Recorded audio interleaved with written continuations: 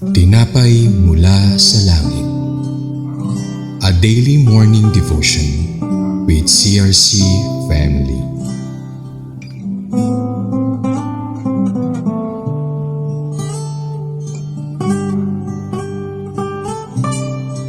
Isang mapagpalang umaga mga kapatid. Ako po si Pastora Mylan Sarmiento ng CRC Summerfield Daughter Church. Samahan niyo po kami sa programang Tinapay Mula sa Langit, ang pang-araw-araw nating devotion sa salita ng Diyos. Ngayong umaga ay matutunghayan natin ang ating teksto sa Numbers chapter 14 verse 13 to 16 o mga Bilang kapitulo 14 verse 13 to 16. Ngunit bago tayo magpatuloy, tayo ay dumako muna sa panalangin. Panginoon, narito po kami nagpapakumbaba at patuloy na dumudulog sa iyo, sapagkat ang aming buhay ay walang saysay kung kami ay hiwalay sa iyo. Salamat po sa panibagong araw, sa panibagong buhay na mayroon kami. Muli po naming itinatagubilin sa iyo ang aming buong maghapon sa pag-aaral, pagtatrabaho at sa iba pang bagay na aming gagawin ngayong araw. Kalugdan mo po ang gawa ng aming kamay at sa aming pagbubulay ng iyong salita, ito ay magbigay sa amin ng panibagong lakas at sigla upang humarap sa aming mga pagsubok. Muli, salamat sa biyaya mo sa araw na ito. Ikaw po ang itinataas namin, aming dakilang Diyos. Amen. Mga Bilang, chapter 14, verse 13 to 16. 13. Sumagot si Moises, malalaman ng mga Ehipsyo ang gagawin ninyong iyan. Alam pa naman nila ng Israel ay inilabas ninyo sa Ehipto sa pamamagitan ng inyong kapangyarihan. 14. At kung ito'y sabihin nila sa mga taga-Kanaan, alam din ng mga iyon ng Israel ay pinapatnubayan ninyo. Alam nilang kayo ay harap-harapang nagpapakita sa Israel at ang bayang ito inyong pinapatnubayan sa pamamagitan ng haliging ulap kung araw at haliging apoy kung gabi. 15. Kung lilipulin ninyo sila, sasabihin ng lahat na 16. Nilipol ninyo ang Israel sa ilang sapagkat hindi nyo sila kayang dalhin sa lupaing ipinangako ninyo sa kanila. Ang atin pumamagat, Moses intercedes for Israel, appealing to God's glory.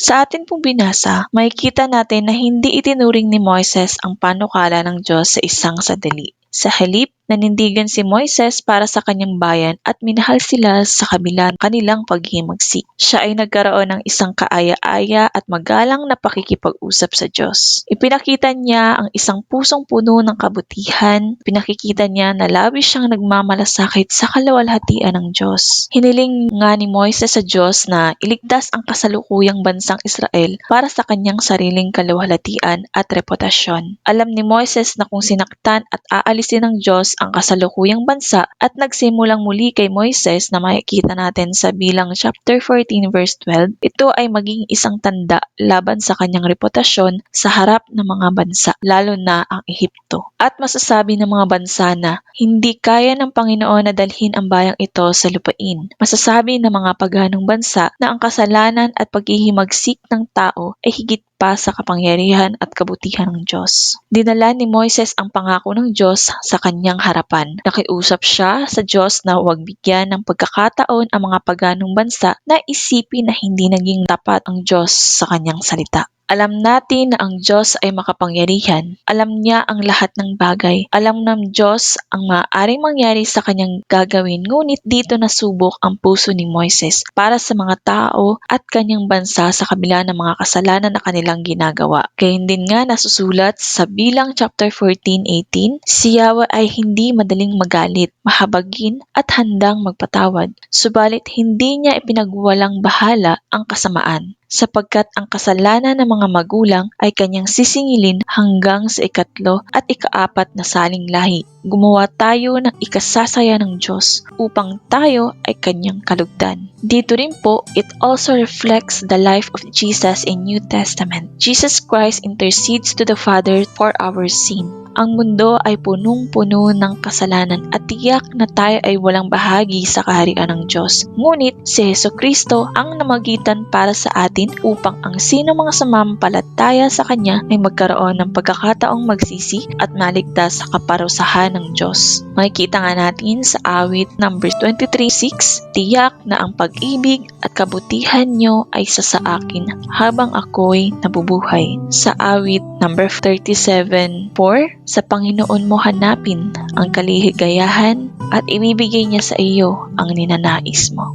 Panginoon, Salamat sa salita mo na nagre-remind sa amin na kayo nga ang Diyos na puno ng pag-ibig, mahabagin at handang magpatawad. Ngunit hindi mo rin naman kinalulugdan kung kami ay sumusuway sa iyo. Kami ay maraming pagkakasala sa iyo, O Diyos. Hindi karapat-dapat, ngunit salamat sa iyong biyaya, kami ay nakatutulog sa iyo at pinatatawad mo. Maging ang aming bansa, O Diyos, ay kahabagan mo sa kabila ng mga kasamaang ginagawa, panlamang, pang-aabuso, pagtalikod sa iyo at marami pang ibang pagsuway na gawain. Dalangin ko na sila ay makatanggap ng kaligtasan, mabago ng pag-ibig mo upang sa gayon ay may ayon ang kanilang pamumuhay ng may takot sa iyo. At muli, isidlan mo ang bawat isang nakakarinig nito ngayon ng pag-ibig, kasiglahan, kapayapaan. Ito po ang aming dalangin sa pangalan mo Jesus na aming tagapagligtas. Amen. Maraming salamat po sa iyong pakikibahagi sa ating programa. Lagi po nating pagnilayan ang salita ng Diyos mula sa ating puso dahil lubos ang magiging kaunawaan natin dito. Muli po ninyo kaming samahan bukas sa pagninilay ng kanyang mga salita dito sa programang Tinapay Mula sa Langit.